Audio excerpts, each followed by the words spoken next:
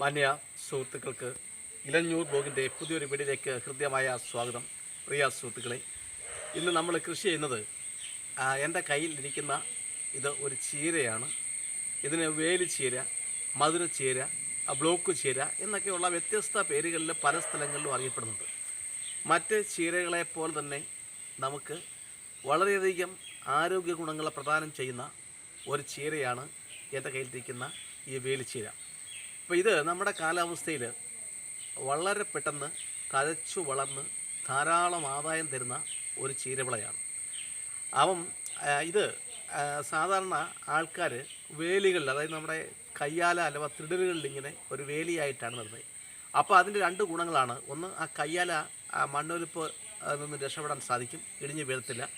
മറ്റൊന്ന്, നമുക്ക് ആവശ്യമുള്ള ഘട്ടങ്ങളിൽ പോയി ഇതിൻ്റെ ഇലകൾ പറിച്ചെടുക്കുക. ഇലകളെന്ന് പറഞ്ഞാൽ ഇത് നമ്മൾ തോരനായിട്ട് എടുക്കുന്ന ഇതേപോലെ ഇതിൻ്റെ മണ്ടഭാഗങ്ങളാണ്. ഇങ്ങനെ അടത്തിയെടുത്താണ് നമ്മൾ സാധാരണ തോരനാക്കി വെക്കാൻ ഉപയോഗിക്കുന്നത്. അപ്പോൾ ഇങ്ങനെ അടത്തിയെടുക്കുന്ന ഇത് കിളുന്നായിരിക്കും. ഇത് ചെറിയ കഷ്ണങ്ങളാക്കി തേങ്ങയിൽ മറ്റ് തോരന് ചേരുന്ന വസ്തുക്കളൊക്കെ ഉപയോഗിച്ചാണ് നമ്മൾ തോരൻ വെക്കുന്നത്. അപ്പോൾ തോരൻ വെച്ചാൽ മറ്റ് ചീരയിൽ എന്തൊക്കെ അടങ്ങിയിട്ടുണ്ടോ അത്രയും ഗുണങ്ങൾ നമുക്ക് കിട്ടും. അപ്പോൾ ഇപ്പോഴത്തെ സാഹചര്യത്തിൽ നമുക്ക് കൃഷി ചെയ്യാൻ ഭൂമി തീരെ കുറവാണ്. പിന്നെ മറ്റൊന്ന്, നമ്മൾ വാടകയ്ക്കും ഒക്കെ താമസിക്കുന്ന ഒരു സാഹചര്യങ്ങളുണ്ട്. അപ്പോൾ അങ്ങനെയൊക്കെ ഉള്ളവർക്ക് ഇതൊന്നും നമുക്ക് മാർക്കറ്റുകളിൽ വാങ്ങിക്കാൻ കിട്ടുമെന്ന് എനിക്ക് തോന്നുന്നില്ല. മറ്റുള്ള പച്ചക്കറികൾ, മറ്റേ ചീരയൊക്കെ കിട്ടും, പക്ഷേ ഇത് മാർക്കറ്റിൽ വാങ്ങിക്കാൻ കിട്ടത്തില്ല. കാരണം എന്ന് പറഞ്ഞാൽ ഇതിനെപ്പറ്റി ഒരു അന്ധവിശ്വാസം, അതായത് തെറ്റിദ്ധാരണയുണ്ട്. അത് ഈ ചീര കഴിച്ചു കഴിഞ്ഞാൽ ക്യാൻസർ പോലെയുള്ള അസുഖങ്ങൾ ഉണ്ടാകുമെന്ന് ആരോ പ്രചരിപ്പിച്ച ഒരു കിംവദന്തിയുണ്ട്. തീർത്തും തെറ്റാണ്. കാരണം എന്ന് പറഞ്ഞാൽ മലയാളികളെ ഏറ്റവും കൂടുതൽ പറ്റിക്കുന്ന ഒരു സംവിധാനമാണ് നമ്മുടെ തെറ്റിദ്ധാരണ. കാരണം നമുക്ക് പഴയ കാലങ്ങളിലൊക്കെ നമ്മൾ വാങ്ങിക്കുന്ന അരിയിൽ തവിടുണ്ടായിരുന്നു. തവിട് നീക്കം ചെയ്ത് വെള്ള അരി വന്നതിന് ശേഷമാണ് കേരളീയർക്ക് രോഗങ്ങൾ കൂടിയെന്ന് പല പഠനങ്ങളും തെളിയിക്കുന്നുണ്ട്. അതേപോലെ തന്നെ നമ്മൾ ഒരു വളവും ചെയ്യാതെ നമ്മുടെ പുരയിടത്തിൽ നട്ടാൽ കിളിച്ചു വരുന്ന വർഷവും മുഴുവനും നമുക്ക് ഇതിൻ്റെ ഇലയെടുത്ത് തോരനായിട്ട് ഉപയോഗിക്കാൻ പറ്റുന്ന ഒരു ചീരയാണ് വേലിച്ചീര. വളരെ സ്വാദിഷ്ടമാണ്. ഇതിൻ്റെ ഈ തോരനോടൊപ്പം തന്നെ ഒരു ചമ്മന്തിയും കൂടെ ഒക്കെ ഉണ്ടെങ്കിൽ നമുക്ക് വയറ് നിറയെ ചോറ് കഴിക്കാൻ സാധിക്കും. ഈ ഇലക്കറികൾ എൻ്റെ ഒരു അഭിപ്രായത്തിൽ എല്ലാ ദിവസവും ഏതെങ്കിലും ഒരു ഇലക്കറിയെങ്കിലും നമ്മൾ ആഹാരത്തിനോടൊപ്പം കഴിക്കണം എന്നുള്ളതാണ്. ചോറിനോടൊപ്പം കറിയായിട്ട് കഴിക്കണമെന്നുള്ളത്. കാരണം നമ്മുടെ ഉദരം എന്ന് പറഞ്ഞാൽ നമുക്കറിയാം, ഒരു രോഗമുണ്ടാകുന്നതിൻ്റെ പ്രധാനപ്പെട്ട ഹേതു ഉദരത്തിൻ്റെ പ്രശ്നങ്ങളാണ്. നമ്മൾ കഴിക്കുന്ന ഭക്ഷണങ്ങൾ ശരിയായി ദഹിക്കുകയും ആദേശം ചെയ്യുകയും കളയേണ്ട സമയത്ത് കളയുകയും ചെയ്യാതിരുന്നാൽ, അതായത് അത് വല്ലാത്ത ദുഷ്പ്രവണതയുണ്ടാവും. അതേപോലെ ഉദരരോഗം ബാധിക്കുന്നില്ല, ഉദരത്തിന് പ്രശ്നം ഉണ്ടാകുന്ന ഈ പ്രക്രിയ നടക്കുന്നില്ല. അവിടെ തുടങ്ങി നമ്മുടെ രോഗങ്ങളുടെ, നമ്മുടെ ശാരീരിക ക്ലേശത്തിൻ്റെ, നമ്മുടെ ദുഃഖത്തിൻ്റെ കാരണം. അതുകൊണ്ട് ഒരു ഇലക്കറി, 1, 2, 3 ഇലക്കറി കഴിക്കുന്ന ഒരു ഭാഗ്യവാന്മാരാണ്. കാരണം യാതൊരു മുടക്കുമില്ല. നമുക്കറിയാം, പച്ചക്കറികൾക്കൊക്കെ പൊള്ളുന്ന വിലയാണ്. അന്യ സംസ്ഥാനങ്ങളിൽ നിന്നാണ് പല പച്ചക്കറികളും, 99% പച്ചക്കറികളും അന്യ സംസ്ഥാനങ്ങളിലാണ് വരുന്നത്. ഈ അന്യ സംസ്ഥാനങ്ങളിൽ നിന്നും വരുന്ന പച്ചക്കറികൾ തീർച്ചയായും അവർ നമ്മുടെ ആരോഗ്യ പരിപാലനത്തിന് വേണ്ടി മാത്രം ഉൽപ്പാദിപ്പിച്ച് കേരളത്തിലോട്ട് കയറ്റുമതി ചെയ്യുമല്ല, പകരം ലാഭം ഉണ്ടാക്കുക എന്ന ഉദ്ദേശത്തോട് തന്നെ നിയന്ത്രിച്ചിട്ടുള്ള വിഷവസ്തുക്കളൊക്കെ തളിച്ചൊക്കെയാണ് ഇവരിങ്ങോട്ട് അയക്കുന്നത്.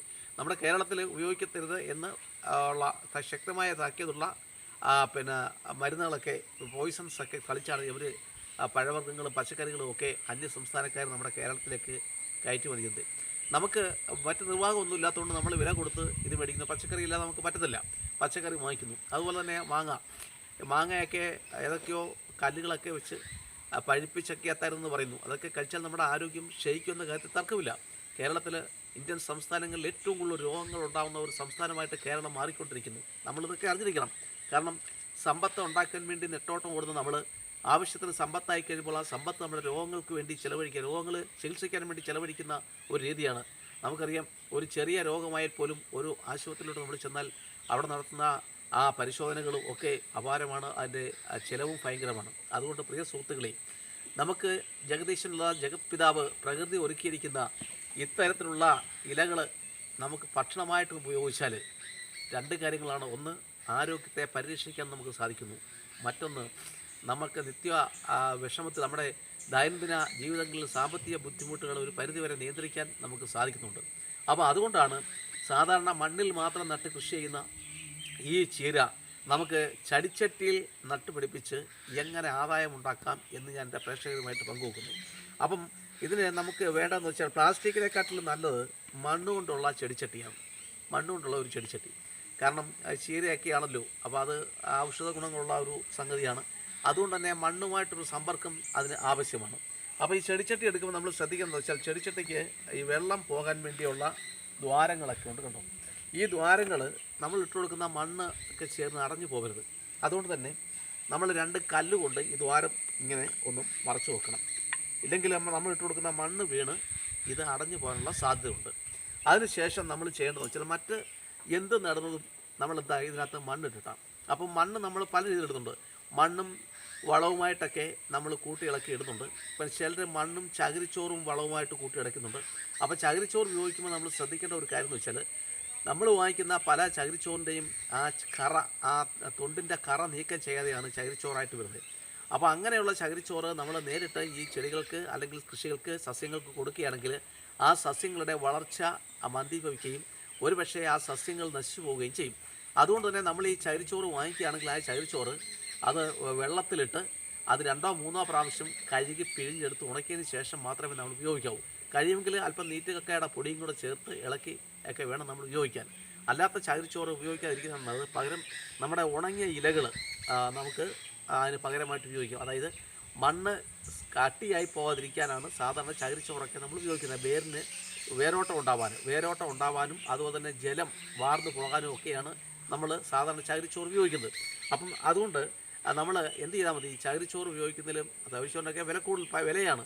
കാരണം നമ്മുടെ ഉണങ്ങിയ ഇലകൾ ചാക്കിനകത്തോ വല്ലതും വാരി വെച്ചിരുന്ന് ആവശ്യാനുസരണം ഈ ചട്ടിക്ക് അകത്ത് അതിനുശേഷം മണ്ണും ഒക്കെ ഇട്ട് നമ്മൾ ഈ ചെടികളൊക്കെ നട്ടു കൊടുക്കുന്നതാണ് നല്ലത്. ഇപ്പോൾ ഇവിടെ ഇപ്പം നമ്മൾ നടുന്നത് ചീരയാണ്. ഇതിന് പ്രത്യേക പരിചരണമോ ഒന്നും ആവശ്യമില്ലാത്തതുകൊണ്ട് ഇത് ശരിക്കും വളർന്നു വരും. അതുകൊണ്ട് തന്നെ നമ്മൾ ഇതിനകത്ത് കുറച്ച് മണ്ണ് ഇട്ട് കൊടുക്കുകയാണ്.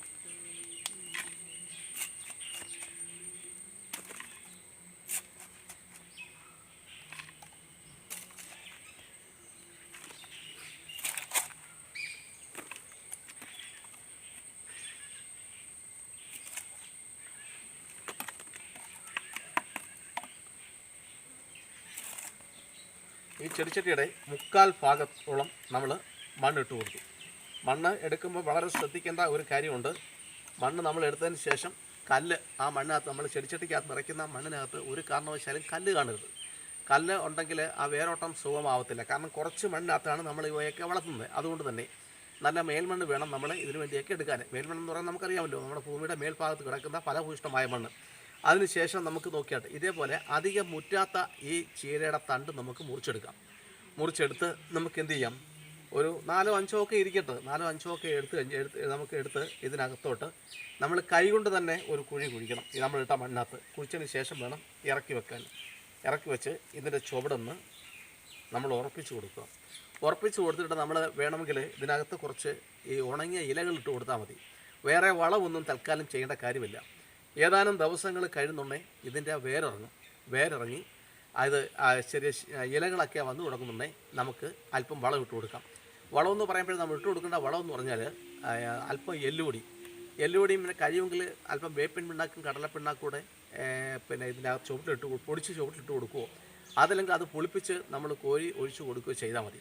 നമ്മുടെ മുറ്റത്ത് എവിടെയെങ്കിലും ഇതേപോലെ ഒരു 4 മൂട് നമുക്ക് നട്ട് വളർത്താൻ സാധിച്ചാൽ, ഇതിപ്പോൾ നോക്കിയിട്ട് 3 മൂട് 4 മൂട് നട്ട് വളർത്താൻ സാധിച്ചാൽ കൃത്യമായി നമുക്ക് ആഴ്ചയിൽ 2 ദിവസം ഇതിൻ്റെ ഇല തോരൻ വെക്കാം. അങ്ങനെ സ്വാദിഷ്ടമായ ഒരു വിഭവം നമുക്ക് ഉണ്ടാക്കിയെടുക്കാൻ സാധിക്കും. അപ്പോൾ ഇതിനോടൊപ്പം തന്നെ നമുക്ക് മറ്റ് ശീലം ചേർക്കുന്ന ഒക്കെ, അതായത് പിന്നെ നമ്മൾ തേങ്ങ വേണം, അതുപോലെ തന്നെ കരിയാപ്പില, പച്ചമുളക് എല്ലാം ചേർത്ത് വേണം നമ്മൾ ഉണ്ടാക്കാൻ. ദയവായി നിങ്ങൾ ഇതൊന്ന് പരീക്ഷിച്ച് നോക്കുക. ഇതിൻ്റെ തണ്ടുകൾ നമുക്ക് ഇത് ലഭ്യമാണ്. അപ്പം ഇത് പിന്നെ യാതൊരു തരത്തിലും നമുക്ക് പൈസ മുടക്കില്ല. മണ്ണിൽ നടുവാണെങ്കിൽ, ചട്ടിയിൽ നടുവാണെങ്കിൽ നമ്മൾ ഓരോ പ്രാവശ്യവും ഇത് മുറിച്ചെടുത്തതിന് ശേഷം ഒറ്റക്കൈ വളം വീതം അതിൻ്റെ ചുവട്ടിലൊന്നിട്ട് മണ്ണ് ഇളക്കിയിട്ട് കൊടുക്കണം. കാരണം അതിന് മണ്ണിൽ നിന്നും വളം വലിച്ചെടുക്കാനുള്ള സംവിധാനം ഒന്നുമില്ല. നമ്മൾ ഇട്ട് കൊടുക്കുന്ന വളം മാത്രമേ ഇവയ്ക്കുള്ളൂ. അപ്പോൾ ഇതൊന്ന് പരീക്ഷിച്ച് നോക്കുന്നത് വളരെ നല്ലതാണ്. കാരണം പ്രിയ സുഹൃത്തുക്കളെ, ഇനിയുള്ള കാലങ്ങളിൽ ആരോഗ്യത്തോടെ നമുക്ക് ജീവിക്കണമെങ്കിൽ, അതായത് ഈ ക്ലേശം എന്ന് പറയുമ്പോൾ നമ്മുടെ ശരീരത്തിലുണ്ടാകുന്ന രോഗങ്ങളാണ് നമ്മൾ ഏറ്റവും കൂടുതൽ ക്ലേശിപ്പിക്കുന്നത്. മറ്റുള്ള പലതും നമ്മൾ വരുത്തി വയ്ക്കുന്നതാണ്. എന്നാൽ ശരീരത്തിൻ്റെ ഈ ക്ലേശം എന്ന് പറയുമ്പോൾ നമ്മുടെ ശ്രദ്ധക്കുറവ് മൂലം ഉണ്ടാകുന്നതാണ്. ഇലക്കറികൾ ഒഴിച്ചുകൂടാനാവാത്ത ഒരു വിഭവമാണ്. പഴയ കാലങ്ങൾ മുതൽ തന്നെ ഇലക്കറികൾ മനുഷ്യൻ്റെ ആ ഒരു ഭക്ഷണത്തിൻ്റെ ഒരു പ്രധാനപ്പെട്ട ഘടകമാണ്. പഴയ കാലങ്ങളിലൊക്കെയാണ് എന്തൊക്കെയായിരുന്നു നമ്മൾ ഉപയോഗിക്കുന്നത്? മത്തൻ്റെ ഇല, അതുപോലെ ആ ചുരയുടെ ഇല, അപ്പോൾ അതുപോലെ തന്നെ പയറിൻ്റെ ഇല, ചീനിയുടെ ഇല, അതുപോലെ താള്, ആ ചേമ്പിൻ്റെ തണ്ടുകൾ, ചേനയുടെ ആ തണ്ട്, ഇതൊക്കെ നമ്മൾ ഭക്ഷണമായിട്ട് ഉപയോഗിച്ചിരുന്നു. വാഴപ്പിണ്ടി, വാഴക്കൂമ്പ്. പക്ഷേ ഇടയ്ക്ക് വന്നപ്പോൾ ഇതെല്ലാം നമ്മൾ നിർത്തുകയും ഇതിനൊക്കെ പകരം വില കൊടുത്ത് അന്യ സംസ്ഥാനങ്ങളിൽ വരുന്ന വാങ്ങിക്കുന്ന പച്ചക്കറികൾ ഉപയോഗിക്കുകയും ചെയ്തപ്പോഴത്തേന് നമ്മുടെ ആരോഗ്യസ്ഥിതി മോശമാവുകയും നമ്മൾ നിത്യരോഗത്തിന് അടിമകളായി പോവുകയും ചെയ്തു. അതുകൊണ്ട് പ്രിയ സുഹൃത്തുക്കളെ, ആരോഗ്യപൂർണ്ണമായ ഒരു ജീവിതം നമുക്കുണ്ടാക്കിയെടുക്കുവാൻ നമുക്ക് പരിശ്രമിക്കാം. അങ്ങനെ ഇത്തരത്തിലുള്ള കൃഷി രീതികൾ ഏറ്റവും എളുപ്പത്തിൽ, ഏറ്റവും ലഘുവായി ഒരാൾക്ക് പരസഹായം കൂടാതെ ചെയ്യാൻ പറ്റുന്ന കൃഷി രീതികൾ, കൃഷി കാഴ്ചകൾ, ഇതൊക്കെ നിങ്ങൾക്ക് കാണാനും ഇത് സമാന ചിന്താഗതി ഉള്ളവരിലൊക്കെ എത്തിക്കാനും ഒക്കെ താല്പര്യമുണ്ടെന്ന് എനിക്കറിയാം. അപ്പോൾ അത്തരത്തിൽ ആദ്യമായിട്ടാണ് നമ്മുടെ ഈ യൂട്യൂബ് ചാനൽ പ്രിയ സുഹൃത്തുക്കളെ നിങ്ങൾ കാണുന്നെങ്കിൽ ഇത് സബ്സ്ക്രൈബ് ചെയ്യുക, ലൈക്ക് ചെയ്യുക, ഷെയർ ചെയ്യുക. അതുപോലെ തന്നെ നാളിതുവരെ നമ്മുടെ ചാനൽ സബ്സ്ക്രൈബ് ചെയ്തിട്ടെങ്കിൽ ദയവായി സബ്സ്ക്രൈബ് ചെയ്യുക, ലൈക്ക് ചെയ്യുക, ഷെയർ ചെയ്യുക. അതുപോലെ എനിക്കിതുവരെ പൂർണ്ണ പിന്തുണ നൽകിക്കൊണ്ടിരിക്കുന്ന എല്ലാ മാന്യ സുഹൃത്തുക്കൾക്കും ഞാൻ കൃത്യമായി നന്ദി അറിയിക്കുന്നു. എല്ലാവർക്കും ഒരിക്കൽ കൂടി നന്ദി, നമസ്കാരം.